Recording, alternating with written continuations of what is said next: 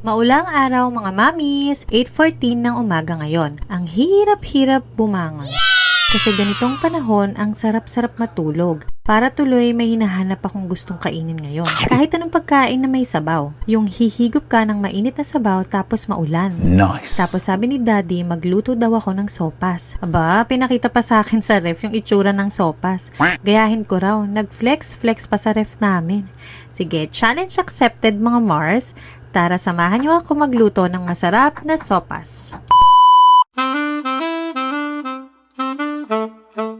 I-ready natin yung mga kailangan na ingredients.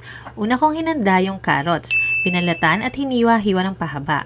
Pagkatapos ng carrots, sinunod ko na yung repolyo. Inalis ko muna yung unang layer at hiniwa sa gitna. Tinanggal ko rin yung matigas na portion ng repolyo, tapos hiniwa ko rin siya ng pahaba. Wala palang hotdog ito kasi ayaw ni Daddy yun for sopas. Good job! Pagkatapos, inihanda yung repolyo, naglaga at nagbalat ako ng itlog pugo. Mas gusto ko ito kaysa sa itlog. Ang gulo ko, no? Basta yun na yun.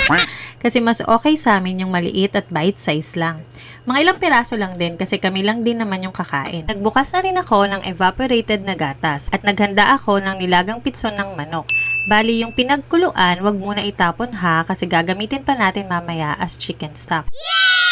Hiniwa-hiwa ko rin yung pitson ng manok. Medyo manipis yung hiwa natin. Tapos, niready ko na rin yung macaroni pasta na gagamitin. Kapag nakahanda na lahat ng ingredients, pwede na natin umpisa na pagluluto. Una, buksan na natin ang kalan mga Mars. Maglalagay na tayo ng onting mantika sa ating kaldero. Kapag mainit na, maglagay na tayo ng butter. Tunawin lang ito kasabay ng mantika natin.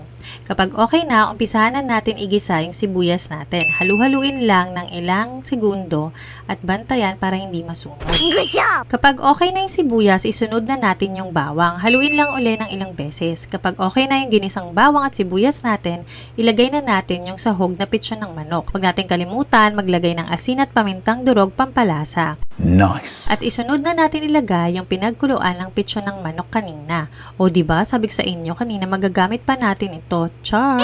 Haluin natin at maglagay ng chicken broth cubes. Kapag kumulo na ang sabaw, ilagay na yung macaroni. Takpan na natin at antayin hanggang maluto ito. Nilagyan ko rin ito ng onting seasoning at patis para mas maging malasa. Onti na lang mga Mars, malapit na maluto ito. Isunod na natin ilagay yung mga gulay natin. Inuna ko ilagay yung carrots. Pagkatapos naman, yung repolyo. Kapag kumulo na, maglalagay na tayo ng gatas. Nilagay ko lahat yung laman ng isang lata para maging mas makrema at mas malasa. Tikman ko nga kung okay na yung lasa. Teka, hipan ko lang kasi mainit. Pasado na mga Mars. Sakto-sakto sa panahon. Nilagay ko na rin yung itlog pugo natin. Ayan, tapos na mga Mars yung niluto nating sopas.